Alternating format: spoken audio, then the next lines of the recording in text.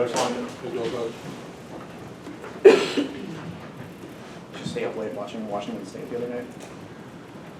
Yeah, I stayed up late watching Clemson, peeking at Washington State, yeah. What do you think of that whole situation? Yeah, I didn't really see much of the game. I know they had an incredible comeback, so obviously they're going to address some things defensively, but no, that was a barn burner. I mean, I will tell you, I probably spent more time on the Clemson stuff than I did West Point. Was the offensive line that you guys started the other night the least experienced group of 5 that you've ever gone into a game with? They had 10 career starts going into that game. Probably. You know, I didn't go compare it to other years or teams, but I think we know that as a staff going in with regards to number of starts and experience and you know, our age and the years that our guys are in. So it's a process. You know what I mean? It's just like building the offense or building the team. You're doing that with each unit too, and I think the key for us is not to lose sight of the process. We just have to make sure we know where we're going, we have a plan, we believe in the plan, we like it, and you know, if there are growing pains on the way there, that's the way it is. But the good thing in the process is that our guys are working their butts off, and we are getting better, and we're doing things better that we didn't do well last week or the week before, and we've got to keep doing that. And eventually those improvements will pay off for us. How would you evaluate the O-line's play against Appalachian State, and then looking forward to Clemson, potentially without Heck? What kind of things do you need to do to get them? You know, Stacy comes in after grading them all. I look at them, we watch them as an offensive staff. I think we felt like we did some good things. We did a better job protecting Sam. You know, you got to see a little bit of what we can do down the field when Sam is protected. I thought we were able to get into some space with the receivers, and those guys made some plays. We did some nice things in the run game in the second half at the O-line spot. You know, maybe we would like to be a little more consistent, you know, and I think because we're moving different people, you lose continuity when you're moving people around. So I think that the thing that I hope for this year is that, you know, we're able to keep the same 5 or 6 or 7 guys now, get them locked in, and we play with a little bit more continuity. Because you're making calls and you're talking to people next to each other, and you get used to playing next to somebody, and you trust somebody.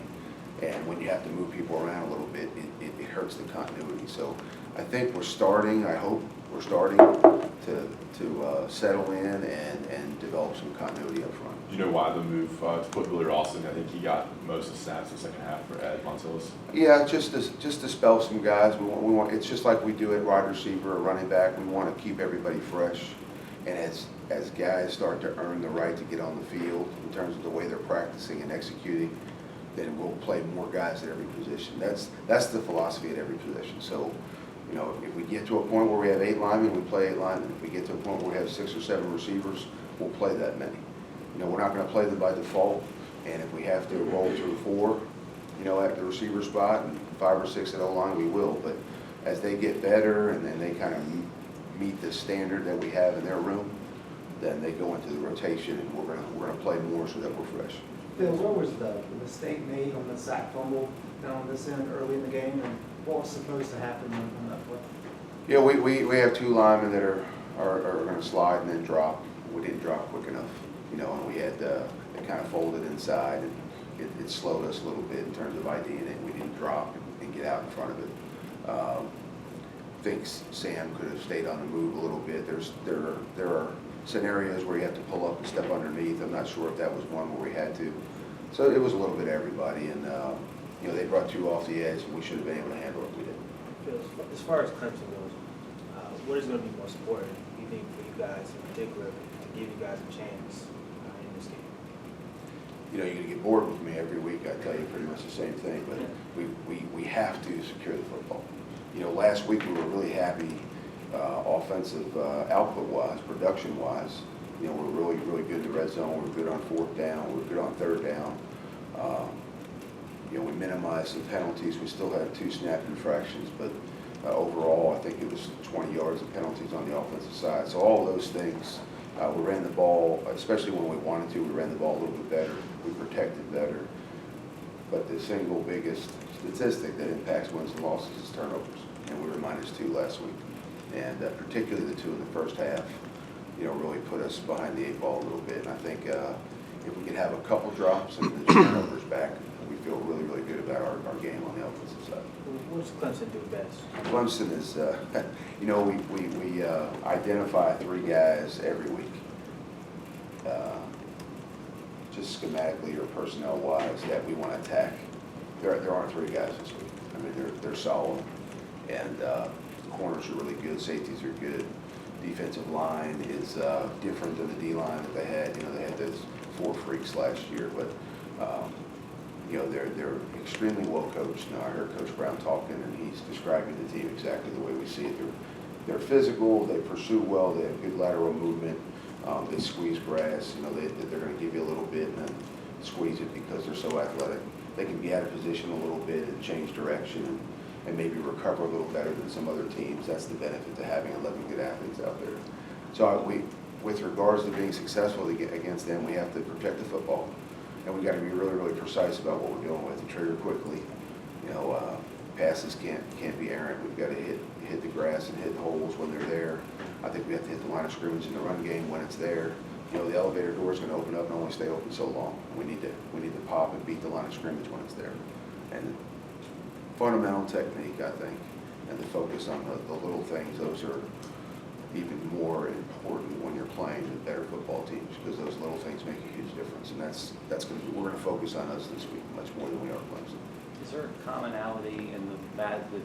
I asked Mac about bad starts, and he immediately pointed to the second quarter more so than right at the very beginning. Yeah. But is there a commonality that you've seen in the last 2 games that puts you guys in this hole? Maybe something you're concerned about on film that you'd like to get fixed more so than something else? It really has been different. What we need is especially offensively, we need a focus for 4 quarters. We need to play the first quarter the same way we play the second, the same way we play the second half. And it's just, this game was different than some of the others in that, we're moving the football, we're doing some good things offensively, and we turned it over. Turning it over blew 2 of our drives in the first half, particularly the second quarter.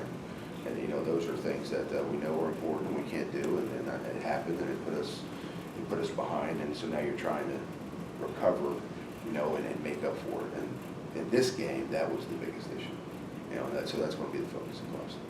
We've been a good team, ball security wise. Sam's made really good decisions in the past game.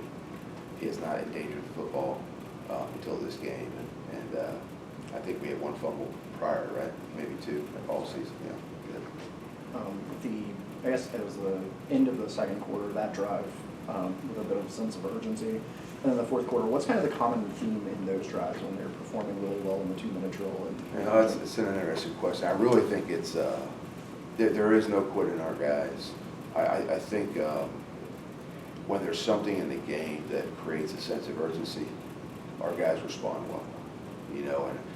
I've been part of teams that play really well and we do a great job, and it's a fight to get the same performance or production out of guys when the bullets are flying a little faster and the game is on the line, and that's just not this team. The problem is we don't want to be in that situation every week. We want to take care of business in the first half and put ourselves in a position where maybe we can dictate for 4 quarters, or at least be in control of our own destiny for 4 quarters, and not have to be the cardiac kids in the 4th quarter every single week. And so that's it's a good trait to have when we're in that situation. Just like to be in that situation a little bit less. Bill Reuter came in for that 3rd down play. Yeah. What was apparently designed as a play for him, a running play. If he'd not done hurt, was that an example of what you were hoping to do for him? Well, Jace has the offense in him. He's the next guy, and so we have confidence in him throwing the football. We have confidence in him running the football. The plan was to utilize him a little bit more, last week, and that got nipped in the bud with the injury. But I don't think there's any lack of confidence in using Jason, and we were going to on Saturday. In case he... injured, who's your second guy now? With Sam, So Vince Amendola is our next guy. He's done a really good job. He came in the summer. He is not a beneficiary of the spring with regards to learning the offense. he also has not been asked to play. So he's had, August for him was kind of the sprain that Sam and Jace had. And so now he's gone through, 4 weeks of reps and film ID and doing all the drills and everything. And so he'll obviously get more team reps this week. And, there's a contingency plan for injuries, and, we'll go to it if we need it versus Clemson. What does Vince do well? And he was a preferred walk-on, right? Yeah. Okay, what did you guys see in him that you liked? You thought you were bringing him in, and maybe at some point he might be someone that if you had to use, you Vince could is use. bigger. He's taller. He sees the field well, obviously because of his size, his stature. He throws the ball very well.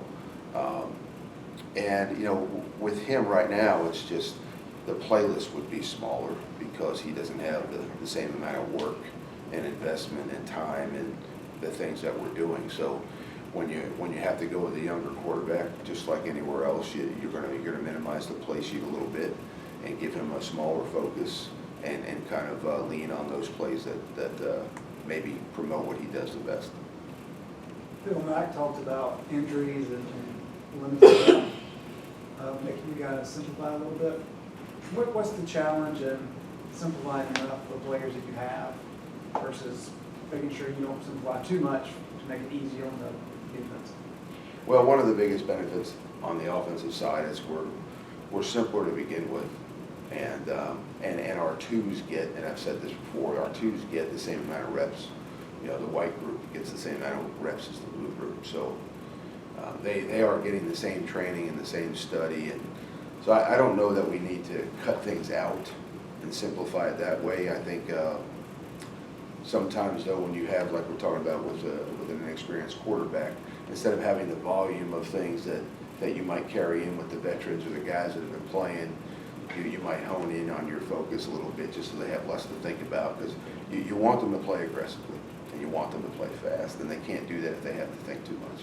So there's a kind of there's a happy medium there. Where can they keep playing instinctively without us being too simple? And that's really the fine line we're trying to find when we play a younger guy. All good? Great. Thank you. Thanks, Coach. Coach. Thanks, Phil.